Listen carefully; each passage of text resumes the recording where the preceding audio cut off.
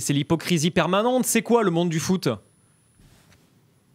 C'est la jungle. Je parlais du Jumanji tout à l'heure, on est en plein dedans. Je plaisante.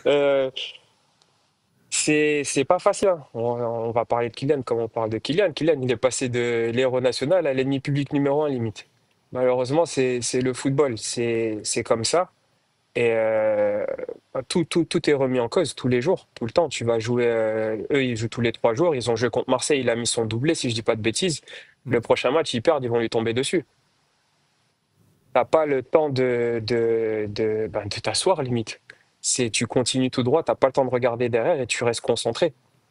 Et puis après, c'est comme Olivier Dacour l'a dit, si je dis pas de bêtises dans une interview, tu peux pas être gentil.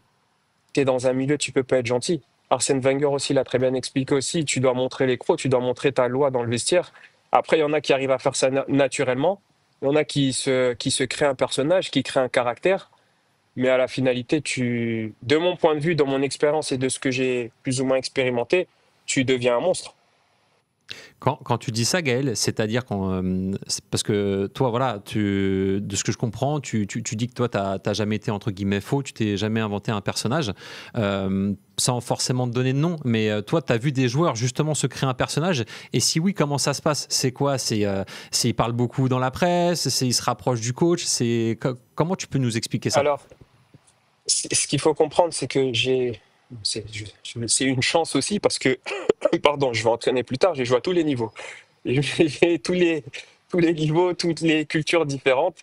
Et j'ai expérimenté le très haut niveau, j'ai expérimenté de cultures différentes dans 2 continents différents. Et la différence entre le haut niveau et plus tu descends. En fait, quand tu es en haut, les gens s'aiment pas. Les joueurs s'aiment pas, mais ils ont une chose en commun, c'est qu'ils veulent gagner et gagner des trophées. Du coup, sur le terrain, ils vont se battre les uns pour les autres. Après, en sortant, chacun fait sa vie. Ils s'aiment pas, ils le savent très bien, mais ils ont une chose en commun, pardon, c'est la victoire, le trophée.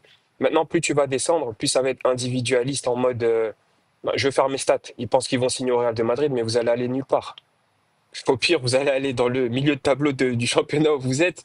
Mais en fait, c'est des personnages qui se créent dû à ce qui, entre parenthèses, voient aussi des joueurs du haut niveau qui leur donnent, parce que tout le monde veut se créer une image parfaite qui n'existe pas non plus. Donc à la finalité, c'est créer des personnages pour prétendre être parfait et prétendre être la personne parfaite, en fait. Sauf que quand la vérité éclate, les gens sont plus ou moins étonnés. C'est pas l'image que tu as donnée, mais c'est juste que tu t'es créé un personnage tout simplement, soit pour plaire aux supporters, pour toi-même, pour te protéger, pour jouer. Il y a deux manières différentes comment dire, qui sont mises en place par les joueurs pour créer ce caractère entre parenthèses. Et puis plus tu vas descendre, plus tu vas te rendre compte, tu vas tomber sur des personnes qui sont, comme j'ai dit, qui vont créer aussi un personnage pour se dire, moi je dois mettre mes 40 buts, par exemple, comme Kylian par saison, mais t'es pas Kylian. Tu vas pas les mettre à 40 buts je te donne un exemple, à Besançon, tu vas pas mettre 40 buts dans la saison. Tu comprends? Donc voilà, c'est tout ça qui fait que derrière, il y a des personnages qui sont créés parce que le haut niveau aussi donne un certain exemple. Pour revenir aussi sur Caïs tout à l'heure, ce que tu disais tout à l'heure, c'est que Di Maria, il a fait une très grande carrière. C'est un joueur que j'aime beaucoup et que j'ai suivi depuis tous ses débuts. Voilà, lui aussi, à un moment donné, il a eu une période à Manchester où ça s'est pas bien passé. Mais derrière, il revient remontrer le vrai Di Maria à Paris. On lui donne une chance. Caïs, il a aussi. C'est un grand joueur qui parle. Du coup, on va écouter le grand joueur. Mais ça ne veut pas dire que Caïs, il est terminé. Il a 21 ans. Dans ce contexte, quand on t'entend parler, Gaël, on se dit, mais attends, mais t'arrives à avoir des copains, des vrais amis dans le monde du foot? Toi, t'en as par exemple des amis dans le foot? Alors, franchement, j'ai joué. Ça doit faire quoi? Depuis mes 16 ans, j'ai commencé. En fait, en fonction. C'est ça qui est drôle aussi dans le football. C'est qu'en fonction, quand tu es là, tout le monde est ami avec toi. Quand tu descends, tu vois tes vrais amis. Et il y en a d'autres qui montent. Et en fait, tu vois ceux qui restent humbles et ceux qui, plus ou moins, commencent en fait, à créer ce personnage. Et moi, ça m'a toujours fait rire, ça, parce que dans toutes les situations, j'ai toujours été le même. Mais ça fait mal aussi pour certaines personnes de voir comment ils deviennent. Je ne veux pas citer de nom, mais le personnage qu'ils créent, c'est pas eux. Mais tu peux pas nous donner le ballon d'or des faux culs quand même? Il y en a bien un qui sort du lot. Ah, ils sont un paquet, ils sont un paquet. Ils sont un paquet, mais comme j'ai dit, c'est dommage parce qu'il y a toutes des générations qui idolâtrent ces joueurs et tu fais semblant, c'est pas bon. Il y en a qui justement arrivent à être eux-mêmes. Tout comme il y en a un paquet qui se crée un personnage et c'est pas agréable à voir.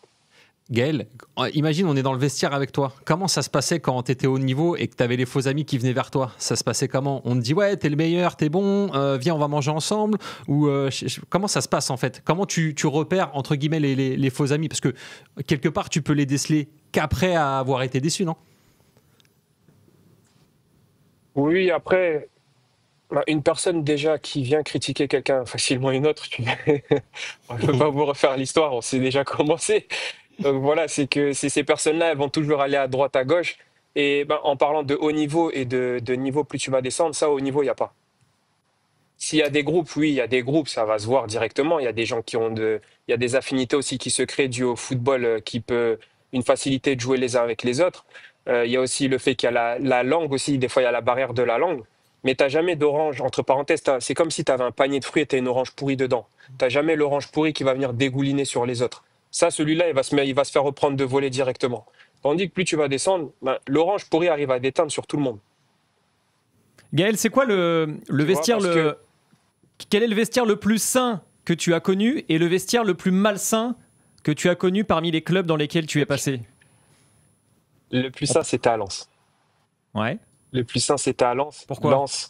Lens, Amiens. Amiens, la première année aussi. 2017-2018. Chelsea, parce que Chelsea, c'est là où j'ai tout appris, parce que c'était là directement avec les joueurs du haut niveau. Du coup, quand tu descends, même les entraîneurs, c'est facile de comprendre. Directement, tu sais qui est qui et qui fait quoi. Mais, Et le plus malsain? Lens, c'était le plus malsain. Je dirais la Corogne. Je suis arrivé après la Chine, je suis arrivé à la Corogne. C'était drôle. Franchement, c'était drôle. Pourquoi c'était C'est pas drôle? bien de rigoler, mais parce que je suis arrivé, en fait, mais là, ça se tirait dessus tous les jours. Là, pour le coup, il n'y avait pas de masque. Il n'y avait aucun masque. Il n'y avait aucun masque. Et malheureusement, ça s'est mal fini. Mais là, ça tirait à tout va. Je suis arrivé, mais j'étais choqué. Ça veut dire Et quoi, ça après, tire oui, à il y a tout va? aussi, Ça veut dire que malheureusement, les joueurs se mettent dessus, les joueurs s'invectivent, s'insultent, se font des reproches. Ça se passe, enfin, dans le détail, ça se concrétise comment? c'était insulte sur insulte. C'était insulte sur insulte. On devait se séparer des bagarres quasiment tout le temps. Ah ouais. Ah ouais, donc ce qu'a Chaud, vécu là, quand l'OM même. avec Rabiot, Après, c'était du c'était coup, tout petit. c'était. Non, après ça, c'est encore ça, ouais, c'est rien du tout. Comparé à ce que moi j'ai vu là-bas, c'est rien du tout. Et quand c'est comme ça, Gaël, comment ça se passe avec le coach? Parce que lui, entre guillemets, il est au-dessus de la mêlée. T'attends quoi d'un coach quand c'est comme ça? Est-ce que les coachs font en sorte que ça se passe bien ou avec l'obligation de résultat, on ferme un peu les yeux? Alors, je veux être coach moi aussi, du coup, j'essaie de me mettre à leur place aussi des fois. Du coup, je pense que quand tu veux, déjà, quand t'es embauché, tu veux garder ton poste, tu veux pas être viré au bout de 3 matchs ou deux.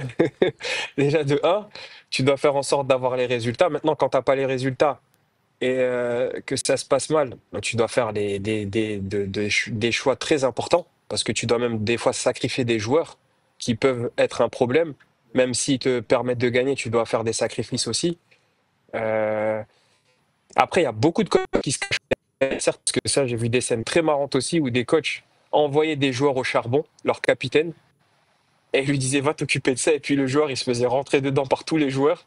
Et puis le coach, il venait juste mettre sa tête, il voyait si ça se passait bien. Quand il se passait bien, il rentrait dans le vestiaire. Quand ça se passait mal, il envoyait le capitaine au charbon. Mais après, je pense que à la finalité, quand tu es coach, c'est toi qui décides. Si tu sors pas les crocs aussi, tout le monde va faire sa loi.